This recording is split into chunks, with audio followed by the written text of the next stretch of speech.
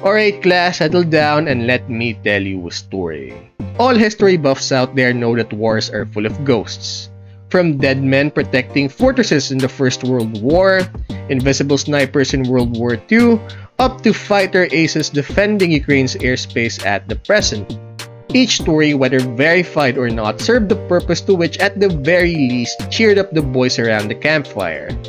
And tonight, thanks to the fat electrician, we have one of those stories. So here we go. As a kid who grew up in the 90s, there was so much fake news going around. I remember having this toy as a kid. It was a spinner full of facts, like who designed the Armalite rifle, right? That toy says it was designed by a Filipino named Armando Malite. And they had this like Filipino guy design the moon rover. So just imagine the amount of fake news that we got fed as kids. No verification whatsoever, no fact checking. They just fed it to us as fact. So hopefully, I mean, since our electrician's on it, this is a verified story. Off the top of my head, that should have been awarded the Medal of Honor but wasn't. It would be a toss-up between Jake McNasty McNeese and this guy. Wait, if we're talking about Jake McNasty, what's the criteria for the Medal of Honor anyway? Please put it down in the comments because I honestly don't know and I'm too lazy to Google that fact. I mean, 116 kills? Is that how it works? Number of kills equals medal? Like what? 20 kills Bronze Star, 40 kills Silver Star, and so on and so forth. So 100 plus kills, Medal of Honor. Is that how it works? Today we're talking about the one-man army, Arthur Wehrmath, or as the Imperial Japanese Army referred to him, the Ghost of Bataan. Alright, important background info. December 7th, 1941, Japan attacks America at Pearl Harbor. Okay, everybody knows what Pearl Harbor is. But they touched the boats. Don't realize is that while Japan was attacking America, they were also simultaneously launching attacks on pretty much every other nation and island in the Pacific. Hong Kong, Wake Island, Guam, Malaya, Singapore, Thailand, all of these nations and islands would fall to the Japanese within 3 months. All of them except for one. The Philippines. If you don't know, at this point in time, the Philippines is actually a territory under the United States of America, who had assumed control of the Philippines from Spain after the Spanish-American War in 1898. Because of that, there was already 22,000 soldiers there. Now, don't get me wrong, they weren't expecting to get attacked. The majority of these soldiers, 12,000 of them, are non-combat related jobs or they're Filipino reservists. But that other 10,000 was the Philippine Scouts. And I cannot stress to you enough that these guys are absolute gangsters. They were founded in 1901 by the US Army. It is essentially Filipino and Filipino-American soldiers being led by American officers, and they are experts in guerrilla, anti-guerrilla, and jungle warfare. These are the guys that fought the Tan Sung rebels during the Moro Rebellion. They are literally the men that America's patron saint of hole punching, John Moses Browning, created the Colt 45 1911. See, is that story verified? Because that story's been around for quite some time, that they invented it against Moro rebels. I mean, it's possible that it's one of the reasons, but this is John Moses Browning. Blessed be his name. They are the direct predecessor of the Philippines' current special forces, the Scout Rangers, and they are probably some of, if not the last people on the planet that you want to fight in the jungle. And one of the American officers leading these men is none other than Arthur Wehrmath, son of a World War I veteran that grew up in Chicago. For high school, he would attend Northwestern Military Academy, and after graduating from there, he would be denied by West Point because the only thing he excelled at in life was football and winning fistfights. You have to wonder about verification, like 116 kills. It's like we were taught that Lapu-Lapu, father of the Philippine Armed Forces, single-handedly killed Magellan, where in fact Magellan got killed by one of his men. I mean, it could be possible that his men padded those kills along with him. His football coach said that defensively he was a tough man to get through, and offensively many points were scored through holes that he opened. Despite being rejected by West Point, he still wanted to be a military officer, so he would go to college at Loyola University in Chicago, where he would join the ROTC program and get his bachelor's degree in bacteriology, which would later become known as microbiology. So after graduating from college and receiving his commission as a military officer, he would write the United States War Department requesting to get put on active duty. He would get accepted and sent over to the Philippines, where he would arrive in January of 1941 to train with the Philippine Scouts. Fast forward 11 months later, the Japanese show up and they attack. Filipino and American forces are not ready. They are outmanned, outgunned in every conceivable way. At this point, leadership decides their best bet is to pool all of their resources and have everybody move to the Bataan Peninsula. They are essentially going to back themselves into a corner, draw one line in the sand, and desperately try to hold that line long enough for American reinforcements to show up. It's not a great plan, but it's pretty much the only thing they can do. And if that wasn't bad enough, there's actually a problem with that. The Japanese are advancing so fast that they're going to be able to cut off the route to Bataan before everybody can actually make it there. So now, Arthur Wearmouth and the rest of the 57th Infantry Regiment are going to have to go and fight the Japanese on the front line, desperately trying to hold them off long enough for all the other people to retreat. General Wainwright gives them the order to dig in and hold, and that's exactly what Arthur and his men do. At this point, Arthur is in command of Delta Company of the 57th Infantry Regiment, which is roughly 150 Philippine scouts, and for the next 2 weeks, they go toe-to-toe with the Japanese army, desperately trying to hold them off long enough for everybody else to retreat. This was how Arthur and his men would spend Christmas of 1941, dealing heavy losses to the enemy, but by New Year's, they had faced the same thing and endured heavy losses themselves. By the first week of January 1942, Arthur's 150 men had dwindled down to just 37. At this point, it became clear that they were not going to be able to hold the front line, at which point they were ordered to retreat back to Bataan. But Arthur had a plan to slow down the Japanese even further. Arthur volunteers to sneak back into a city that recently fell to the Japanese by himself, because in that city there's a wooden bridge, and that wooden bridge is going to prove vital for the Japanese to quickly move troops further inland. And if Arthur can get rid of it, Ooh, it commando is going to action. severely hamper their ability to do so. So, Arthur is going to sneak into this city by himself with demo charges, his Thompson submachine gun, and 2 5-gallon jugs of gasoline. He is then going to make his way to Main Street under the cover of night, dump the gasoline all over the buildings, and light Main Street on fire. Once all the buildings in Main Street are engulfed in flames, that is a signal to the Philippine scouts miles away that they're going to start dropping artillery on that area, and Arthur is going to use that as a distraction to make his way over to this bridge.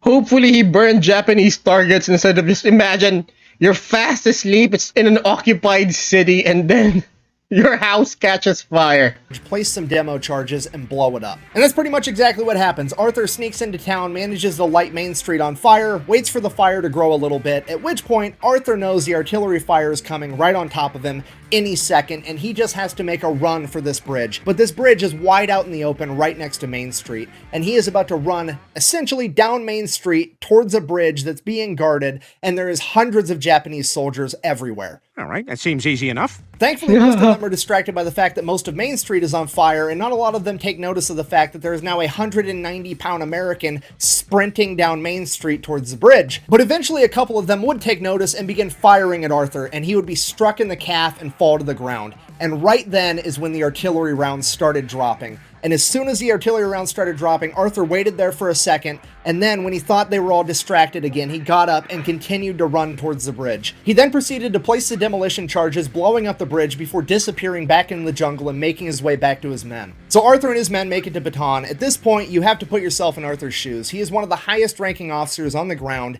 He was just in charge of 150 men 2 weeks ago, and only 37 of them survived. That's not necessarily his fault. He was placed in a completely unwinnable situation, but ultimately, he's not going to feel great about himself losing that many of his men. He's been living in the Philippines for almost a year, training with the Philippine Scouts. He's an expert in camouflage, an expert in jungle warfare, and an expert in guerrilla warfare tactics. And he decides that rather than lose any more of his men, he is going to go out past the front line into enemy territory by himself and terrorize the enemy. So that's what he does. He sleeps during the day, and every night he grabs his Thompson submachine gun, 2 Colt 45 1911s, and a bunch of grenades, and heads off into the jungle by himself to utilize hit-and-run tactics against the Japanese conducting guerrilla warfare. And on one of these missions, he's a couple miles into enemy territory from the front line when he hears a bunch of Japanese soldiers coming up on him. So he quickly hides in some bushes and camouflages himself, and 30 Japanese soldiers, an entire platoon, comes walking past. One of them almost steps on him, and he's just laying there dead quiet, trying not to breathe, and the troops are making their way towards the front line.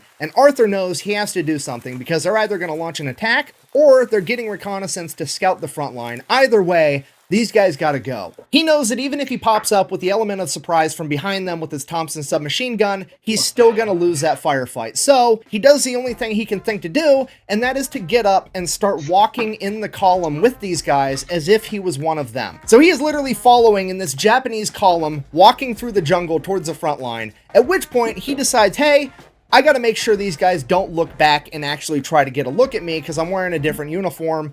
They're gonna notice. So he decides that every time one of them steps on a twig or makes a noise, he's gonna shh, so they be more quiet. Just reassuring that, like, oh, that's obviously not an enemy behind me. It's somebody trying to get me to be quiet because they're on my side. Arthur Wehrmuth has just switched gears from John Rambo to Bugs Bunny fucking with Elmer Fudd. And he follows these guys through the jungle for miles, just shushing them the entire way. And then when they finally get up to the front line, Arthur knows that he has to do something. He has to alert his guys that they're about to attack. So he does the only thing he could think to do. He quietly pulls a pin from one of his grenades and then acts like he tripped on something, stumbling to the man in front of him, grabbing a hold of him for balance. And when he grabs a hold of him, he hands the grenade to him right in the guy's chest. That guy obviously grabs it, and Arthur runs off into the jungle. The Japanese soldier's like, wait, what? Oh god. Boom! He blows up. Then That was like the worst game of hot potato ever.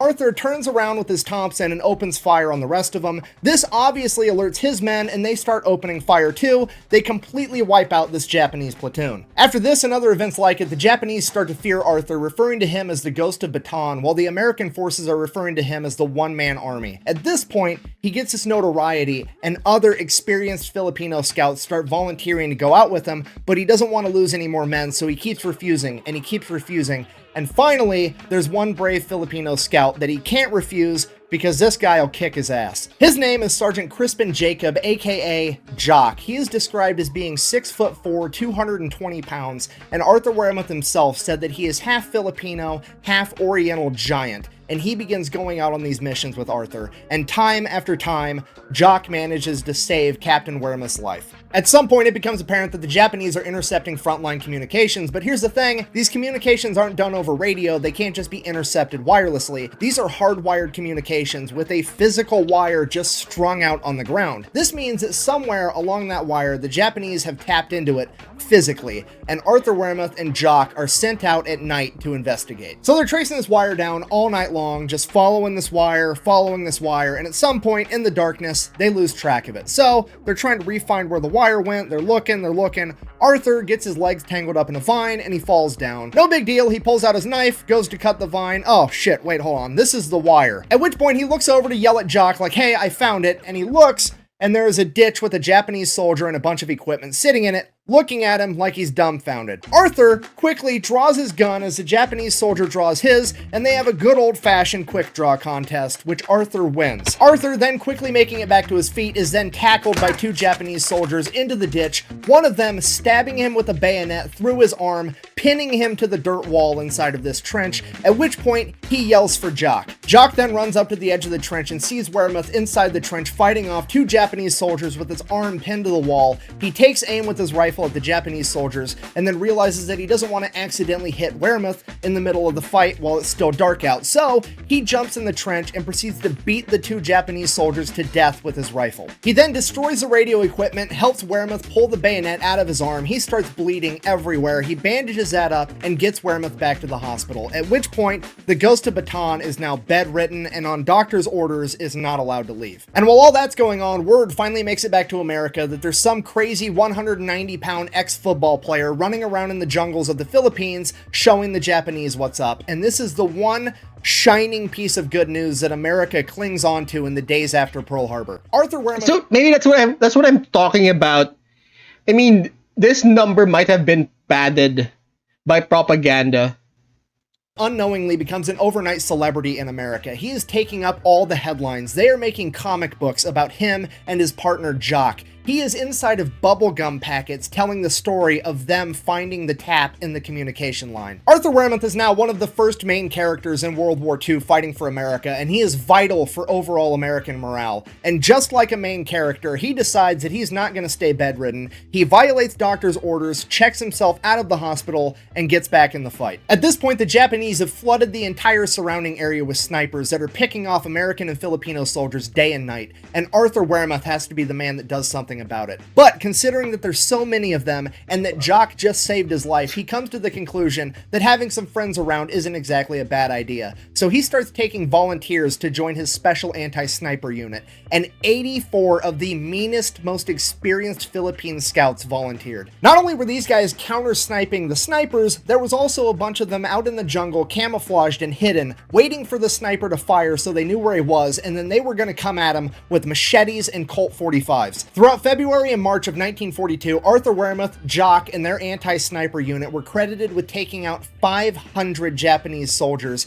and this is considered to be a very conservative estimate. Then, in late March, Command would ask for volunteers That's saying to something. do a nearly impossible mission of recapturing 500 is conservative. Mount Phuket. At which point, Arthur immediately volunteered and then asked his men who of them would also like to volunteer, and they all did. Arthur and his men then set off to try to complete this nearly impossible mission. It is a 36-hour hike through enemy territory just to get to the objective. Along that 36-hour hike, they are credited with taking out an additional 65 Japanese soldiers. Then upon reaching Mount Phuket, they would launch an attack, and it would fail. Arthur would lose over half of his men. Having failed to take the high ground at Mount Phuket, Arthur and his surviving men would retreat back to Bataan. Along the way, they would get ambushed Can't by win them all. machine gun position, and Arthur would be struck in the chest with machine gun fire. Arthur would then wake up in a field hospital back at Bataan, where he was informed that the bullet went through his rib into his lung, and he was now battling an infection. I would assume they didn't have antibiotics to give him, because at this point, Bataan was in rough shape. They were down to half rations, and they were running out of every supply imaginable, desperately trying to hold out long enough to get resupplied and reinforced. Arthur would remain in the hospital for 10 days, and every single day that passed, it became more and more apparent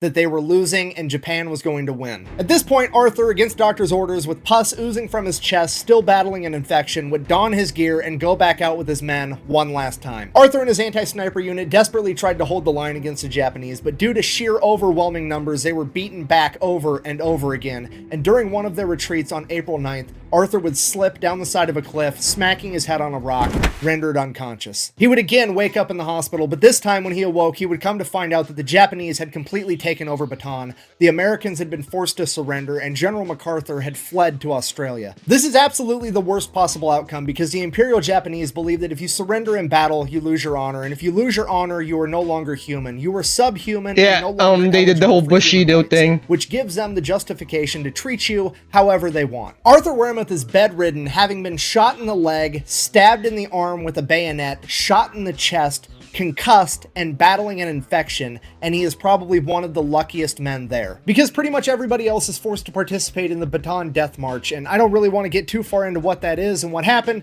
but suffice it to say, over 30% of everybody else is going to die in captivity as a prisoner of war. And if Arthur Wehrmuth were also forced to go down the Bataan Death March, he would absolutely be a member of that 30% given his current condition. I can't verify this for sure, but I think the reason that they let Arthur Wehrmuth have a chance at surviving is because technically he never surrendered. He was fatally wounded in battle, and when he woke up, he had already been captured. So I think that maybe the Japanese didn't look. What happened to the rest of his men then? Because he didn't. What happened to forfeit his Jock? honor. He literally fought until he lost consciousness, and by sheer luck, he survived and woke up in captivity. After making his recovery, now Major Wehrmuth would find himself being the highest-ranking military officer around, making him the leader of the few remaining Americans that were lucky enough to escape the Bataan Death March, and for the next year, they are used as forced labor to build Japanese airstrips. One of the Americans under the command of Arthur was a man by the name of Elliot Smesler, who later on in life would write a book of memoirs about his time as a prisoner of war under the Japanese. In that book, he wrote this, quote, "The first year of my captivity, I worked on building an airfield for the Japanese. Life wasn't bad because they were afraid of the major in charge. His name was Major Wehrmuth, and the Japanese called him Wehrmuth the Lion." They Now, love I their think this titles. is actually further evidence that the Japanese don't believe that he actually surrendered and didn't lose his honor in battle, because they are still scared of him despite the fact that he is their prisoner. And he definitely didn't surrender, because while Arthur and the men under his command did build the airstrip they were told to, they sabotaged it so that the concrete would buckle underneath the weight of Japanese heavy bombers, not only damaging the airstrip, but the bombers as well. Yeah, despite being a POW for over a year, Arthur and the men under his command are still finding a way to slow down the Japanese military. Because of this, Arthur and the men under his command are sent to live on a hell ship known as the Oryoku Maru, which, if you don't know, a hell ship is essentially a POW camp on a boat, and they are infamous for their horrific living conditions. The only thing worse than being a starving POW is being a starving POW on a boat with no shade while you're seasick. Then on January 9th, 1945, the USS Hornet, an American aircraft carrier, would mistake the hell ship for a troop transport and bomb it. This bombing would kill over 250 Americans instantly, wounding and injuring almost every other American on board, including Arthur Wehrmath. Despite having his wounds go untreated while starving to death, Arthur still somehow managed to survive, making it to Japan to be inside of a POW camp there, where he would later be freed after Japan surrendered. When Arthur Wehrmath shipped off from America to the Philippines in 1941, he weighed 190 pounds. When he finally got to return home to America after World War II, he weighed only 105. He would then be awarded 4 Purple Hearts, the Silver Star, and the Distinguished Service Cross. He is credited with 116 kills and will go down in history as the one-man army of Bataan. Not bad. Despite this, he credited his men, saying that 90% of what he was able to accomplish what happened to was due Jock? the Philippine Scouts, and that they were the best soldiers in the world. So, in conclusion, the fall of Wake Island and the Philippines are considered to be some of the first losses dealt to America during World War II. But in many ways, they were also some of the first victories, as stories of heroes like that of Hank Elrod and the Marines of Wake Island, and Arthur Wehrmath and his Philippine scouts reached the rest of the world. It would become clear to America that this war was winnable, and it would become clear to Japan that they had a lot bigger fight on their hands than they ever anticipated. And that's all we have for tonight. Thank you guys. And if you want me to check out other combat related stuff here on YouTube, please let me know in the comments. Now you all know the drill. Please like, share, and subscribe. And don't forget to hit that notification button. Links of the original videos are down in the description. Please check them out, and class dismissed.